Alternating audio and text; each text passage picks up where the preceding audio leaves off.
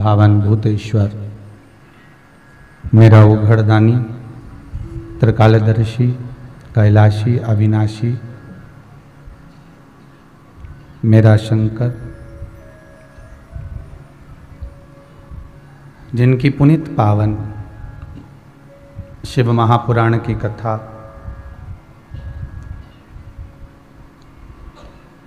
कुबेरेश्वर महादेव की ये पावन धरा भगवान भूत भावन भूतेश्वर शंकर की करुणा से, त्रिकालदर्शी कैलाशी अविनाशी की दया से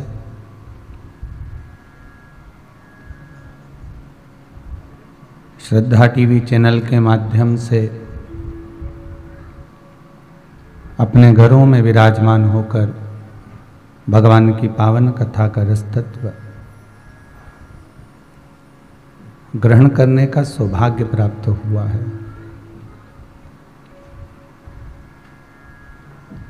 यूट्यूब फेसबुक के माध्यम से जितने श्रोता भाई बहन इस पावन शिव महापुराण की कथा का रसतत्व ग्रहण कर रहे हैं, उन सभी को कोटि कोटि साधुवाद। कथा के मुख्य यजमान मनोरथी श्री प्रवीण जी पारासर, श्रीमती हेमलता जी पारासर, आप फरीदाबाद हरियाणा के निवासी हैं, जो यहाँ पर भगवान शिव की ही कृपा से, पूर्वजों के आशीर्वाद से ये पावन शिव महापुराण की कथा को करवा रहे हैं। फरीदाबाद हरियाणा से आकर भगवान की पावन कथा करवाना और शंकर के पावन चरणारविंद का रसतत्व ग्रहण करना, ये शिव की ही कृपा से हो सकता है। तेरी कृपा बिना न हिले एक भी अणु, लेते हैं श्वास तेरी कृपा से तनु तनु। अगर जीवन में थोड़ा सा भी सुख मिल रहा है तो उस परमात्मा की कृपा से ही मिल रहा है, और यदि जीवन में थोड़ा सा दुख का भान भी हो रहा है तो यह परमात्मा की ही कृपा है। कल एक कथा कही थी जो शिवरी नारायण में कही थी कि पक्षी को यह सिखा दिया गया कि हर चीज में भगवान का धन्यवाद दो। दुख मिले तो भी धन्यवाद दीजिए और सुख मिले तो भी धन्यवाद दीजिए।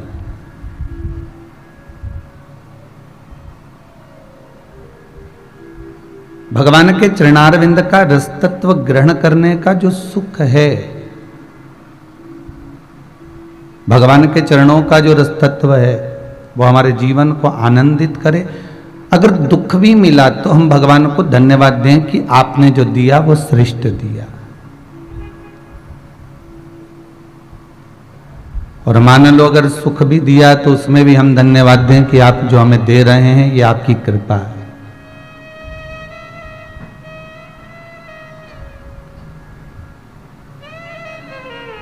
समस्या बहुत बड़ी है, मान लो दुख बहुत बड़ा है, समस्या बहुत बड़ी है, तो भी हमें हारना नहीं है।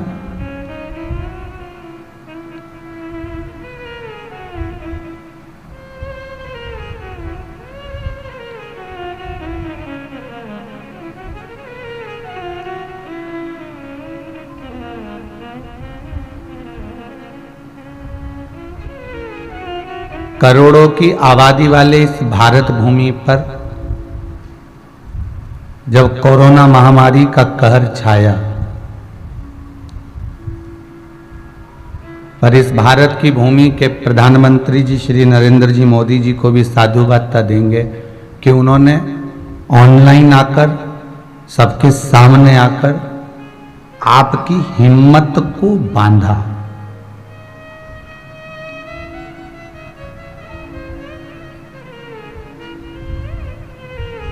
और ऐसी हिम्मत इस राष्ट्र की बांधी, इस भारत की भूमि की बांधी कि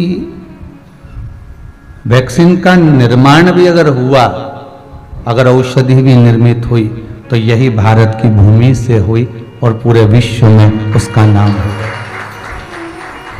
हारना नहीं है।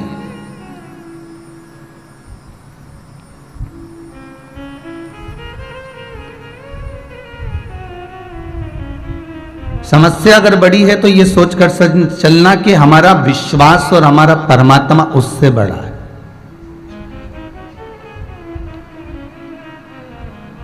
फिर वही वाली बात आ गई जो पहले कही थी, ऐसा कोई व्यक्ति नहीं जिसको समस्या नहीं, और ऐसी कोई समस्या नहीं जिसका कोई हल नहीं।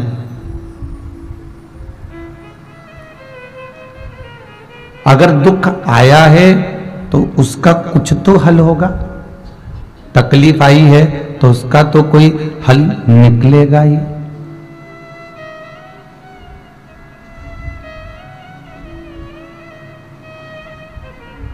आज एक माता जी मिल रही थी, जब हम भोजन भंडारे कक्ष को देखने गए थे तो कह रही थी, गुरुजी कैंसर हो गया था, अब बाबा ने अच्छा रख दिया है। अब कुछ भी नहीं है, और दूसरी रिपोर्ट की जांच भी कराई तो उसमें कुछ नहीं निकला। अर्थात आपका विश्वास तो है ना भगवान पर, और अगर उस परमात्मा पर भरोसा है, उस परमात्मा पर विश्वास है, तो बाल मां का नहीं हो सकता। समस्या मान लो बहुत बड़ी भी है, बहुत बड़ा दुख भी सामने खड़ा हो गया, तो तुम तैयारी रखना कि उस भोलेनाथ के आगे टिकने वाला नहीं है, उस विश्वनाथ के आगे टिकेगा नहीं। आपका जो व्हील पावर है वो मजबूत होना चाहिए। दुख आता ही क्यों है? दुख आने का कारण क्या है? किस लिए आया? दुख आता ही इसलिए है कि आप संभलो।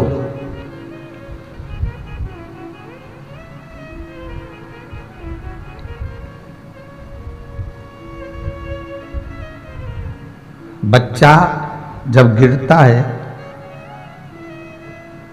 तो माता जानती है कि अगर थोड़ा सा गिरेगा तो चलना भी सीखेगा।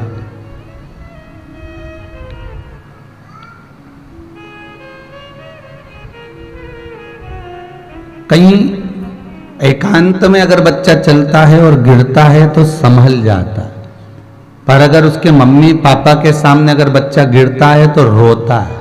क्यों? क्योंकि मेरे मम्मी पापा मुझे उठाएं और हृदय से लगाएं। ये मेरे माँ बाप, ये मेरे माता पिता मुझे हृदय से लगाएं, इसलिए बच्चा रोता। अकेले में गिर जाता तो उठ जाता, झाड़ झुड़ के नहीं उठ जाए, फिर उसको कोई दिक्कत नहीं।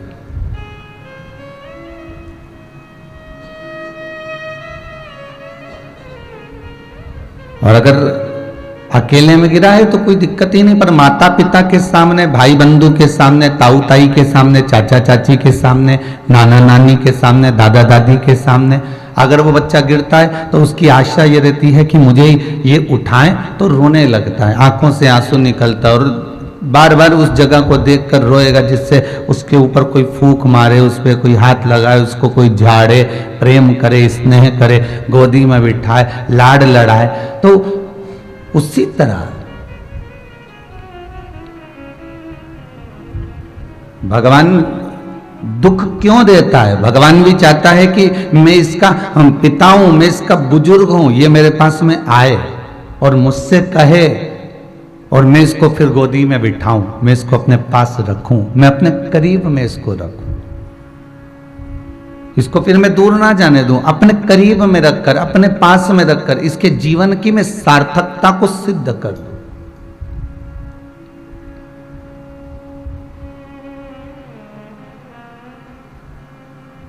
खाली दाल को उकाल लो, उसमें नमक मत डालना, ना मिर्ची डालना, ना उसमें बघार लगाना, केवल दाल उबली हुई बिना नमक मिर्ची की, ना हल्दी, ना कुछ भी नहीं, मिर्ची नहीं, नमक नहीं, पुदीना नहीं, हरा धना नहीं, कुछ भी नहीं, बस उकाली और तुम उसको रोटी खा लो। और रोटी में भी कुछ नहीं होना चाहिए, नमक नहीं, कुछ भी नहीं, बस ऐसे खा लो।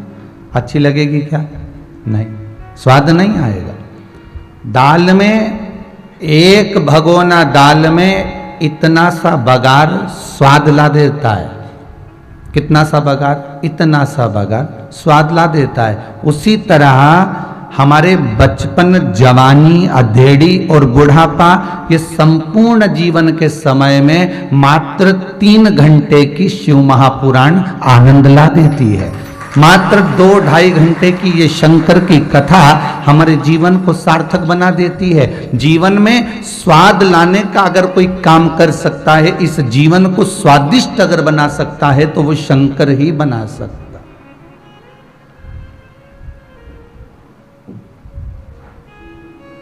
तुम राम को भजो तो राम को भज लो, तुम कृष्ण को भजो तो कृष्ण को भज लो, तुम शंकर को भजो तो शंकर को भज लो। ना राम अलग है, ना कृष्ण अलग है, ना शिव अलग है, तीनों एक है। ब्रह्मा विष्णु सदा शिव जानत, अर्थात जो बुद्धि से विहीन है वो भेद समझेंगे कि ये ब्रह्मा अलग है, विष्णु अलग है, ये शंकर अलग है। पर अगर कोई बुद्धि से प्रबल है तो वो समझ जाएगा ये तीनों एक।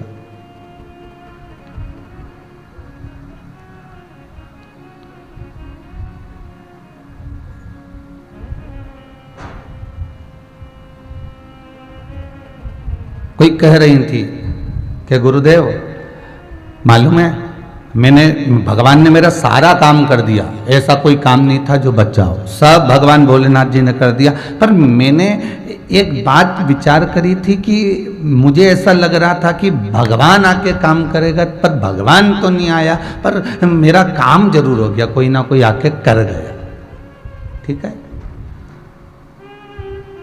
आपको एक कथा में कहा था क्या भगवान आएगा तुम्हारे सामने? नहीं आएगा। अगर शंकर जटाधर कर आ जाए, गले में नाग पहन कर आ जाए, जटा जूट बांध कर आ जाए और खूब बढ़िया त्रिशूल और डमरू लेकर और तुम्हारी गलियों में घूमता हुआ शोर मचाता मचाता आ जाए, तो तुम उससे क्या पहचानोगे? यशोदा जी के दरवाजे पर भगवान पहुंच गए, यशोदा जी ने पहचाना क्या? श्री कृष्ण के दर्शन करने चले सदा शिव गोकुल में, अली गली में शोर मचावे, चले सदा शिव गोकुल में। यशोदा रानी से जाकर कहा कि मैं भगवान का दर्शन करना चाहता हूं, मुझे दर्शन करा दो। कौन कराए? जटा बंधी हुई है, गले में सांप पड़ा हुआ है, भस्मी रमी हुई है, ऐसे को कोई अपना पुत्र दे सकता है? नहीं। आखिरी में जब शंकर जी ने देख लिया कि ये मुझे देने वाली नहीं है, तब शंकर जी ने दूसरे ब्राह्मण का रूप रख लिया और ज्योतिषाचार्य बनकर यमुना जी के घाट पर जब हाथ देखने के लिए बैठ गए, तब यशोदा जी खुद बेटे को लेकर आ गई और भगवान की गोद में दे दिया। भगवान उस जिनसे समझ गए कि कली काल में, संसार में, मृत्यु लोक में अगर किसी से मिलने जाना है तो रूप बदल कर जाना। तो तुम ये अंदाजे में मत रहना कि शंकर जी आएंगे और काम कर कर जाएंगे। शंकर जी किसी को भेज देंगे और काम हो जाएगा। एक कितनी सुंदर कथा है। एक ब्राह्मण था और उसकी धर्म पत्नी।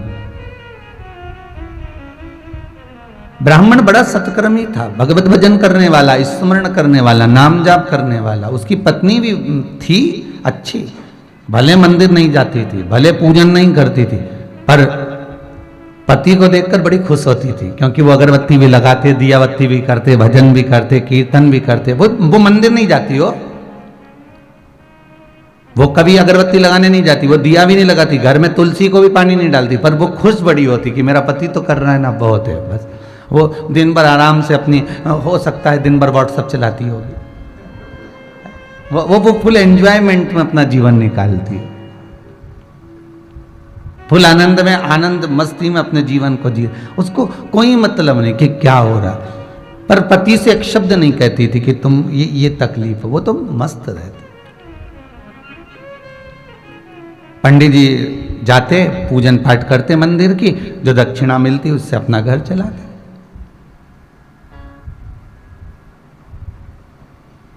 अब कोई शिवरात्रि का समय आ गया और शिवरात्रि का जब समय आया तो शिवरात्रि के पहले 2-3 महीने पहले से मंदिर में भीड़ कम आने लगी। लोग आते नहीं, दर्शन नहीं करते, दक्षिणा नहीं मिलती, बड़ी परेशानी हो गई।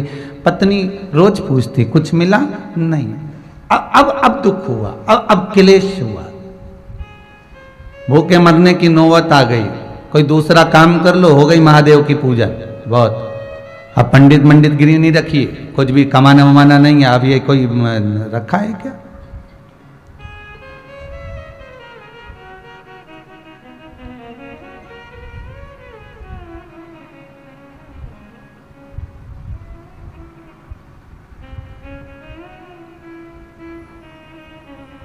अब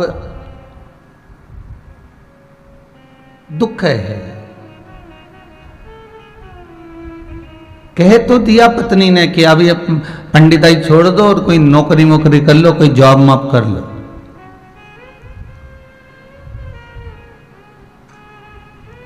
एक कोई पंडित जी का मैसेज था कि गुरुजी मैंने पंडिताई सीखी है और मेरा मन खूब करता है कि मैं पंडिताई करूं, पर मेरे बहन भाई कहते हैं कि सबकी शादी हो गई, तेरी शादी नहीं हो रही, तो पंडिताई छोड़ेगा तब शादी होगी। पंडित को कोई छोरी देने को तैयार नहीं। क्या करता है? घंटी हिलाता, सत्यनारायण की कथा वाचता, यज्ञ करता, पूजन करता। हमने उससे एक ही बात की, तो चिंता मत कर। अगर तू सच्चे मन से भगवान की सेवा कर रहा है, दक्षिणा मिल रही है नहीं मिल रही है, 100 रुपये मिले, 50 रुपये मिले, रात भर एक वो महिला संगीत में डांस करने के लिए कुछ लोग आते हैं, कुछ वेटर काम करने आते हैं, तैयार होकर थोड़ी घंटा 2 घंटा 3 घंटा भोजन सर्व करते हैं, परोसते हैं। उनको लोग 1.5 2 हज़ार रुपये दे देते हैं और पंडित रात भर बैठकर शादी कराता है, उसको 500 रुपये मिल पाता। पूरी रात बैठा सो।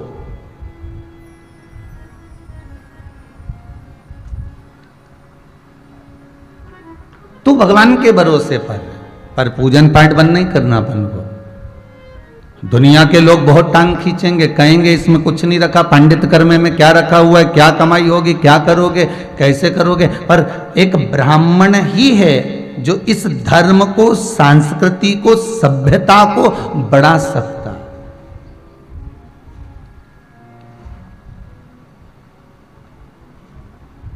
तो छोड़ना नहीं।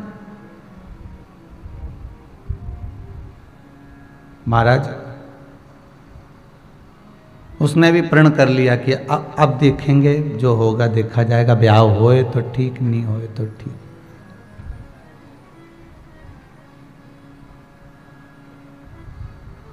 बाबा जब कृपा करो तो हारना नहीं। धर्म पत्नी कह रही है अपने पति से कि तुम अब ये पंडिताई छोड़ दो और तुम जल्दी से कोई कमा के लाओ तो थोड़ा बहुत घर भर का गुजारा चले। भूखे मरने की नौबत आ गई।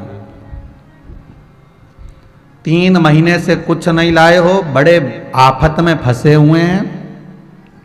शिवरात्रि का समय आ गया।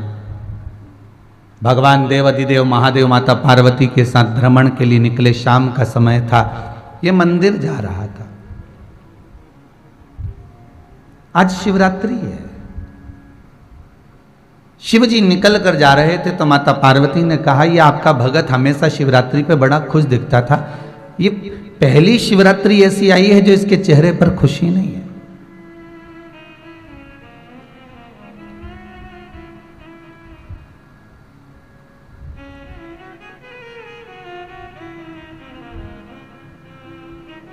पहली बार इसके चेहरे पर खुशी नहीं है।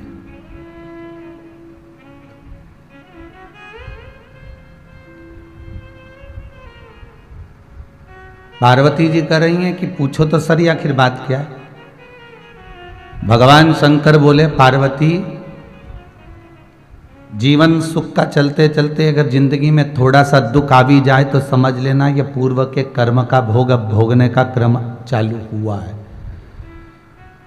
सुख के दिन मालूम नहीं पड़ते और दुख के दिन कटते नहीं हैं। भले दुख 4 साल का, 3 साल का, 2 साल का, 1.5 साल का हो, पर उसको काटना बड़ा कठिन पड़ जाता है, बहुत कठिन।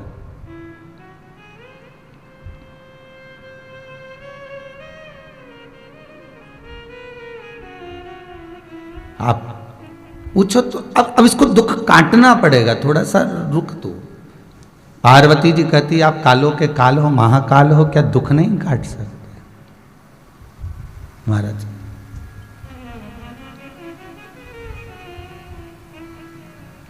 आप तो सर्वस्व हो, सब कुछ कर सकते हो, फिर दिक्कत क्या है? महाराज मेरा भोला उज्जैन को काल, गौरा मैया महाकाली।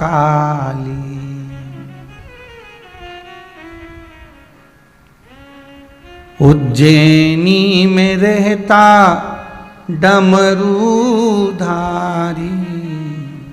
मेरा शिव, मेरा शंकर, मेरा त्रिकालदर्शी, मैला कैलाशी, अविनाशी, जो सर्वस्व निवास कर रहा है, हर जगह घूम रहा है, भ्रमण कर रहा है, क्या वो दुख नहीं काट सकता? शिव कह रहे हैं कि दुख तो काट दूंगा, तू कह रही है तो मैं अभी काट देता हूं, चिंता मत कर।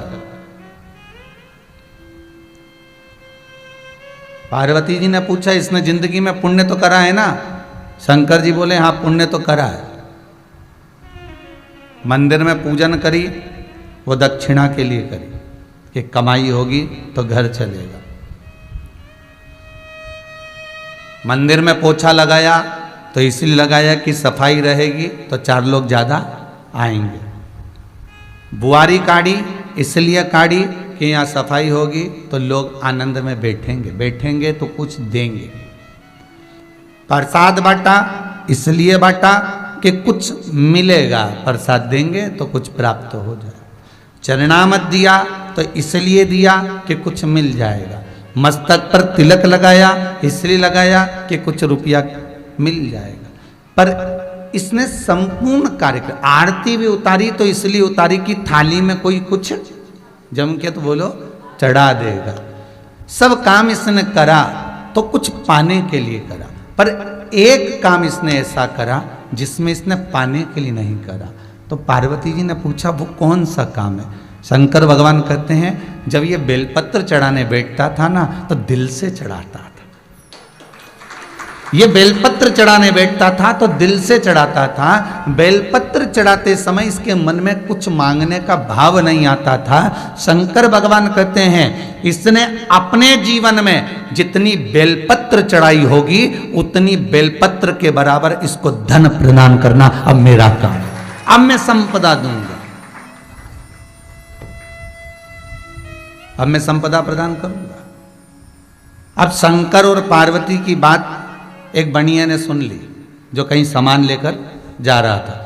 खूब सारा पैसा धेला उसके पास में, और उसने शिव और पार्वती की बात उस जंगल में सुन ली कि इसको जितनी बेलपत्र इसने चढ़ाई है और चढ़ाई हुई बेलपत्र पंडित जी के घर पे रखी है ठंडी करने के लिए, विसर्जन करने के लिए। वो बेलपत्र जितनी होगी उतना ही इसको धन मिलेगा। अब बनिया ने सोचा क्यों ना सारी बेलपत्र मैं ले आऊं तो उतनी बेलपत्र का धन मुझे मिल जाएगा।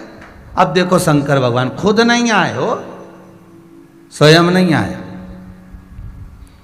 अब बनिया ने सुन लिया, और बनिया ने सुना तो बनिया सीधे गया ब्राह्मण देवता के पास। पंडित जी बोले बोलो साहब, तो मैंने जितनी बेलपत्र चढ़ाई थी वो बेलपत्र तुम्हारे पास रखी है? हाँ, अभी मैंने विसर्जन नहीं करी, अब तो चढ़ाई हुई रखी, विसर्जन करने जाऊंगा। कहाँ रखी? वो रखी। वो सारी बेलपत्र हमको दे दो, भले चाहो तो तुम उसके बराबर में 500 सोने की मोहर ले लो, 1000 सोने की मोहर ले लो, पर वो बेलपत्र दे दो।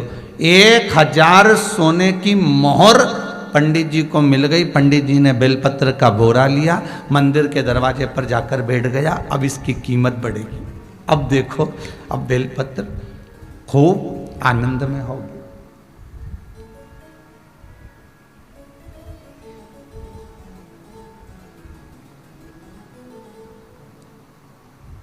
पार्वती जी ने कहा बेलपत्र का पुण्य मिलना था पंडित को, थोड़ा सा धन ले लिया परिवार को पालने के लिए, बाकी का सब छोड़ दिया उसने, तो चिंता मत कर, उसके भाग्य में जितना लिखा था उतना ही दिलवाऊंगा।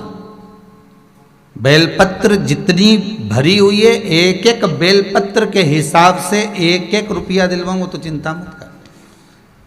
अब सेठ जी बैठ गए मंदिर पे बैठ गए तो उन्हें इंतजार करा। अब शंकर जी आज पूरा सोने का बनाएंगे बेलपत्र को, जितनी बेलपत्र। शंकर जी तो आए ही नहीं। अब शंकर जी नहीं आए तो इसने ताने देना चालू करा, भोलेनाथ जी को खूब कोसे, खूब कोसे।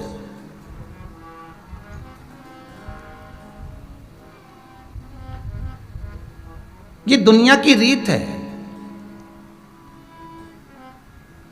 जहां से कुछ मिल जाए ना व्यक्ति, वहां पर कुछ नहीं बोलता, और अगर मान लो नहीं मिले, नहीं हो बात, तो फिर वो कोसना चालू। हमारे साथ कई आप लोग फोन लगाते हैं, कई लोग टीवी के माध्यम से, और कहते हैं हमें गुरुजी से बात कराओ, तो जब बोलते हो तो बड़े प्रेम से बोलते हैं गुरुजी से बात कराओ, और वो बोल देते हैं गुरुजी से तो बात नहीं हो सकती, क्योंकि हम व्यासपीठ से आपको कई बार बोले कि हम फोन पर बात नहीं करते, और आज करें ना कल करें। तो कई लोग ऐसे भी हैं, गुरुजी से बात नहीं करते, बात करना है हमको तो जिद पे अड़ जाते, गुस्सा करते, क्रोध करते, अपशब्द भी कह देते। तो बच्चे लोग कहते गुरुजी बहुत अपशब्द बोलते हैं। हमने कहा बोलने दे, मालूम पड़ता है कि किसके घर के कैसे संस्कार, इससे ज्ञात होता। पर कोई कहे कि बात करना जरूरी है तो नहीं। हमारे गुरुजी एक कथा सुनाते थे, उस कथा को हमने अपनी जिंदगी में उतार कर रखा। हमारे गुरुजी कहते थे कि महाराज जी प्रवचन देने बैठे तो एक स्त्री अपने पुत्र को लेकर आई, और पुत्र को लेकर कथा में बैठ गई। पुत्र को लेकर जब कथा में बैठी तो वो जो नारी थी, वो जो स्त्री थी, वो गुरुजी से कथा होने के बाद कहती थी कि मुझे तुमसे अकेले में मिलना, और गुरुजी उससे मिलते नहीं थे। वो रोज कहती गुरु से नहीं मिलते। हमारे गुरुजी की कथा है, गुरुजी वर्णन करते थे, श्री विठलेश राय काका जी महाराज, जिनके नाम पर विठलेश सेवा समिति बनी। गुरुजी नहीं मिलते उससे, उसके बेटे को क्रोध आ गया।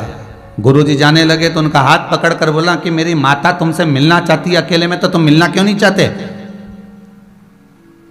और अगर मेरी माता से नहीं मिले तो कल उठकर सभा के बीच में मैं कुछ भी कर सकता हूं।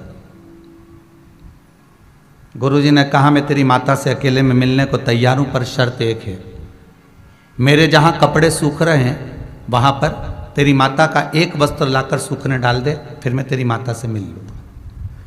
प्रवचन चालू होने से पहले डाल देना। जहां कपड़े डले थे वहीं पर गुरुजी के कपड़े के पास में उस बच्चे ने अपनी मम्मी का एक कपड़ा ले जाकर टांग दिया। जितने भी प्रवचन सुनने आए थे, किसी एक का ध्यान उस कपड़े पर चले गया। एक ने दूसरे को कोनी मारी, दूसरे ने तीसरे को कोनी मारी, सबको बताया कि ये गुरुजी ढोंगी है। बताओ जरा, कपड़ा स्त्री का कपड़ा और गुरुजी के कपड़े के पास में। सब उठकर चले गए। गुरु ने उस बालक को बुलाया कि मात्र तेरी माता का एक कपड़ा मेरे कपड़े के पास में आया तो लोगों की बुद्धि बदल गई। अगर एकांत में तेरी माता से बात कर लेता तो शायद समझ की पूरी सृष्टि ही बदल जाती। क्योंकि लोगों को समझाना कठिन है, लोगों की दृष्टि को मोड़ना कठिन है। हमारे गुरुदेव कहते थे मिलो, सबसे मिलना है, सार्वजनिक रूप से मिलिए।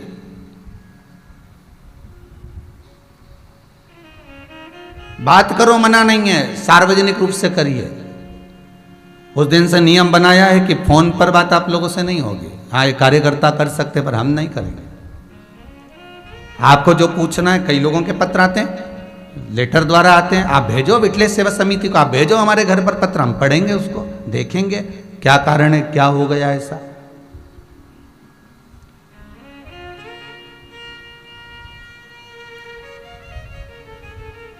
जिनसे बात नहीं करी जाती, और कई लोग ऐसे हैं कि वो विचार करते हैं कि इनसे बात नहीं हो रही तो कुछ भी फिर उसके लिए वर्णन करना कि बताओ अकड़ आ गई, अहंकार आ गया, क्रोध आ गया, ये हो गया, तो आग लगे बस्ती में।